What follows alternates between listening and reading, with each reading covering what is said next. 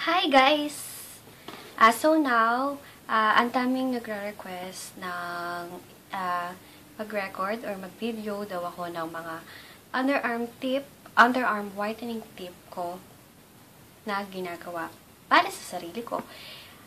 Ang mabibigay ko lang na tip sa inyo is number 1, wag na wag or iwasan nyo mag-shave.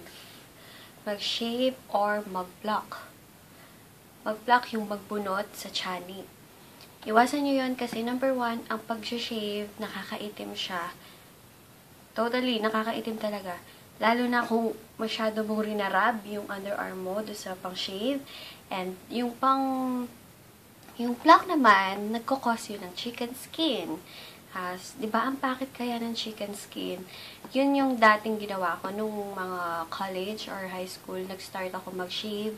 Doon nangitim talaga yung kilikili ko. And yung sa block naman, nagka-chicken skin. Yun kasi talagang ginagawa ko. Una, nag-shave ako. Hindi nag-work talagang. Nangitim talaga.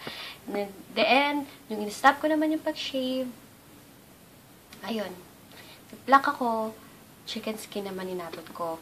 Ang ginagawa ko ngayon is pinapa-wax ko siya. Pinapa-wax ko sa may SM. Ano kasi, Laybear ang pangalan, Laybear. Doon. Mura lang naman. 130 ba? Pero matagal na kasi bago ako nakapagpa-wax pa. Kasi, ang good thing sa pagpapa-wax is nagle-lessen yung pagtutubo ng hair sa underarm. Yun yung good thing. Pag kasi sinave mo, napapansin nyo, lalo siyang kumakapal. Yung plaque naman, minsan nasusugatan ka pa. Pag hindi tama yung, syempre nakaganyan ka, masusugatan nga. Minsan nasusugatan. Kaya yun, iwasan nyo yun talaga. Yun yung first na maipapayo ko sa inyo. Ang mag-shave or mag-block. Kung maaari, pa-wax na lang kayo. Or, di ba sa SM, may nabibiling pang wax? Pero kung hindi kayo kasi marunong, may tendency na masugatan nyo din or masunog din. Kasi di ba yung wax, pinapainit pa yun, alam ko eh. Pinapainit. Then, dapat talagang alam or marunong yung gagawa. Okay. Second tip is iwasan nyo yung mga matatapang na deodorant. Alam nyo yun, yung nabibili sa Avon, lalo na yung Rexona, dyan nangitim lalo yung aking underarm eh. Tapos, nag-try naman ako ng Nivea. My God, hindi. Mabango siya, in fairness. Pero hindi siya nakakaputi talaga. And, lalong namamawis yung kilikili ko sa Nivea and sa Dove. Diba sabi nila, mild lang, etc. Yun, hindi naman talaga siya anti-perspirant. Pero sa Dove, hindi naman nangitim. Pero, super pawis naman yung kilikili ko. Kaya diba, pawisan naman kasi ako eh. Ay, yun, iwasan nyo din yung mga matatapang na deodorant. Kung hindi nyo maiwasan ang ano. Pero pag hindi naman kayo pawisin, wala naman kayong body odor, huwag nila kayong dio. Diba yung iba, hindi naman nagdi-dio. Doon may iwasan nyo yung pagka-darken ng skin nyo, sa underarm. Pag hindi kayo naglalagay ng yung matatapang na deodorant, na-try ko nun talaga yung sa Avon. My God, first time ko pa naman ata nun mag-dio. Avon pa. Pangit. Hindi maganda talaga.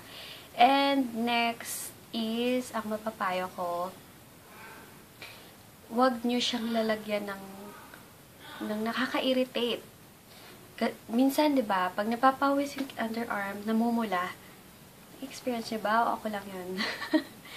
pag napawis, yung mga ganyan-ganyan, tapos mamumula, then kakamutin mo, mga ngate, syempre. Yun pa, isa pang nakaka-darken ng skin. My God. Then, ang ginagawa ko kasi, number 1 na, nung una, dati kasi, ini-scrub ko. Every time na naliligo ako, oo, nag-scrub.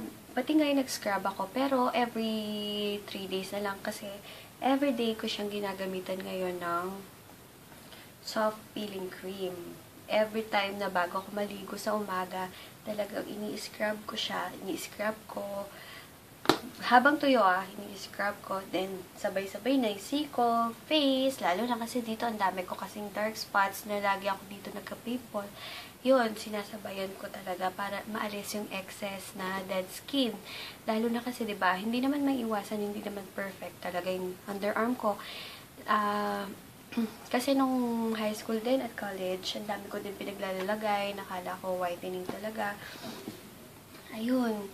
Then, i-scrub ko siya, and ang gamit ko talaga na simula na tinda ko is itong anti-perspirant with triple whitener. Ini-spray lang siya sa cotton. Okay, chuk. Ito kunwari yung cotton. Chuk, chuk, chuk. Then, pagkaligo to ha, chuk, chuk, chuk. Then, apply na. And maganda dito kasi, hindi siya yung roll-on na cream. Maganda dito ito is yung water resistant lang siya na ina-apply mo lang sa cotton. Then, pag natuyo, okay na. Okay talaga siya kasi hindi yung katulad sa iba na may fragrance pa. Kasi isa din yun na nakakaitim. Yung mga nakakabango, yung mga piyon na ang bango-bango nila, parang perfume na, 'di ba? Tapos yun. Then, ako, hindi ko na siya ginagamit. Pero sa mga maitim talaga, yung underarm nila, ina-advise ko na mag-cream sila sa gabi. Underarm cream sa gabi. And, wag pawawala talaga to triple whitener.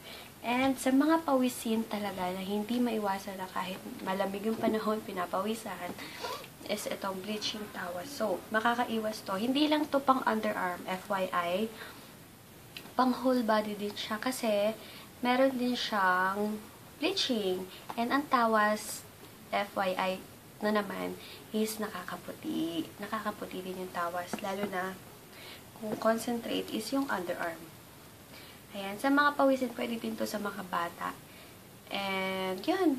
Bale yun. Ang number 1 tip ko lang sa inyo, huwag na kayo mag-shave or mag-block.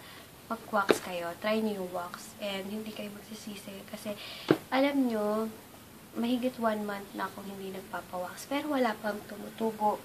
Sa akin, wala pang tumutubo kahit isa or yung mga maninipis na palbon. Wala pa kasi nasanay yung underarm ko na wax ng wax, then pagkatagalan, wala nang tumutubo. Ayun, sana may natutunan kayo, and iniisip ko pa kung ano pa yung mga mabibigay kong tips. Pero yun lang kasing ginagawa ko. Hindi ako naglalagay ng products na hindi ko talaga hiyang. Basta ito talaga, napapayo ko sa inyo. Grabe to. Kasi, pagka-apply mo pa lang, makikita mo na matatanggal na yung mga dead skin na nakabaon dito. Ayun, sana nag-enjoy kayo and sana may natutunan kayo sa maikli kong video para sa underarm whitening. Sa mga may tanong or inquiries or kung anong mare-request yung video susunod, pakisulat lang or pakitype lang down below. And yun, thank you so much guys sa mga nagsusupport and bago ko subscribers. Thank you guys, and yun, bye!